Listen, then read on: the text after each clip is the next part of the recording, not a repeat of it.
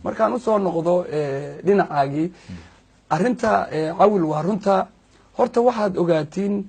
Afrika waxa ugu wasiira badan dawladda la yiraahdo Ghana waa 110 wasiir dawladda ku xigtaana waa Soomaalida oo maca wasiirada markii la isku daro wasiir dawlayaasha wasiir ku xigeenka wasiirada waa 67 waxaani marka waxa weeye 275 xildhibaan lama siin karo ma wada noqon karaan wasiir marka dhinaca kale la fiiriyo hadaad aragtiin badanaa dadku waxay dhahaan dawladda dibadda laga keeno xukuumadda wasiirada laakiin xigmad kale ku hoos jirta oo dawli ah marka xildhibaanka wasiir laga dhigo waxa loogu daraa in yar oo ama 1000 ama 2000 oo kala ah for example illa dawladdeedu waa transparency oo cidna waxba kama qarinayne xildhibaanku $3,000 buu qaataa marka uu qaarto waxa loogu darayaa ama 1000 ama 2000 wax yar halka uu ninka dibadda ka yimid uu 5000 ama 6000 uu ka qaadan lahaa sida awgeed wax weeye waxaanu noqonay horta dawladdii labaad oo ugu golaha wasiirada badan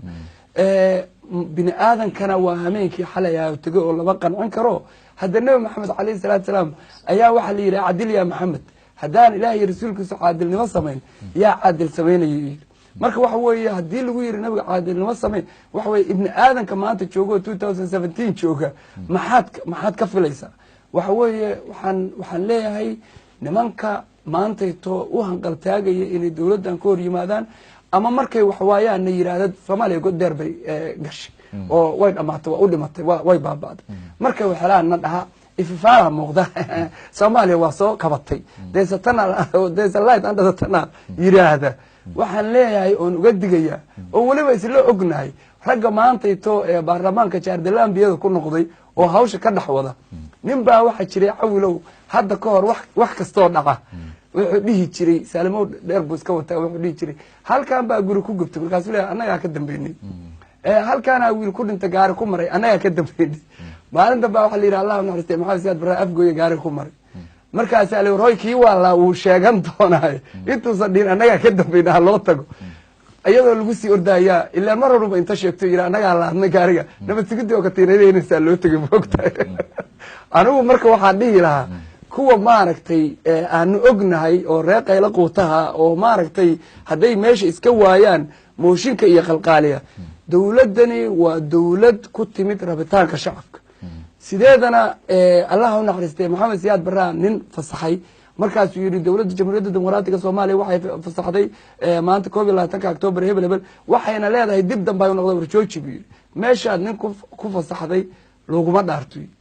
waxa weeye shacabkii kalsoonida ay siiyeen maxamed cabdullaahi farmaajo dawladdii baarlamaankiina kalsooni bay siisteen isaga khayr la yimid halkan waxa weeye Soomaalidu waxay tiraahdaa bogeyga burqad Allah isku mariyo waa farmaajo dhinaca kale Soomaalida waxay dhahaan warbal waran oo khayr baanu sheegno ra'iisul wasaarihina waa khayr caaniya nabad marka ilaahay caaniya nabad buu nasiiyay xildhibaanadii iyaga madaxweynaha soo doorteen ra'iisul wasaarihi buu la yimid waa ku taxgeliyeen golihii wasiiradu la yimid annagu waxaanahay naxnuna shahadaa al-ardi baana qofku marka uu la yimaado oo qalad weyn uu leeyahay waxaan xasuustaa dawlad cusub waxa weeye aniga adiga barnaamijkaagan doodwadaag adiga cawil iyo diyaano iyo Mariya Jacayl iyo dhamaanteed inteeda badankooda halkan joogna aan isleenahay anaga ridnay Soomaalidana uga dignay there is a reason laakiin maanta waxaan ku leeyahay waxaan u hambalyeynaya ra'iisul wasaaraha xukuumadda uu soo dhisay waxaan u hambalyeynaya ra'iisul wasaaraha oo fursad u helin inaan ugu hambalyeeyo waxaan u hambalyeynaya maxamed cabdullaahi farmaajo iyo maantigiisa madaxweynaha waxaan leeyahay dadka meesha ku jira aniga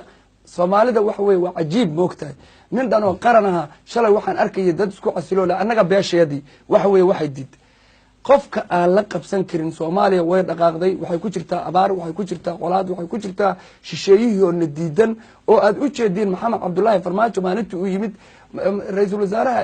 Itoobiya wuxuu tagay Yoweri Museveni uu tagay waana loo shiraya waana loo showraya waxaas waxaan uga baxaynaa ma lama hayo ambassador waa iska waa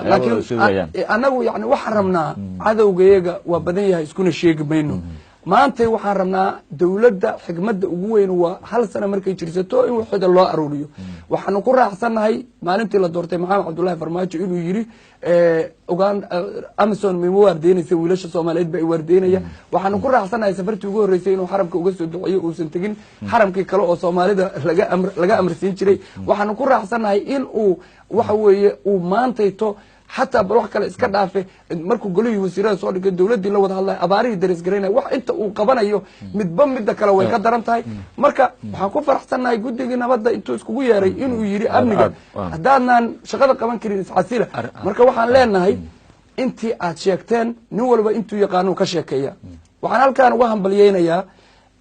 دقة ياسين جردة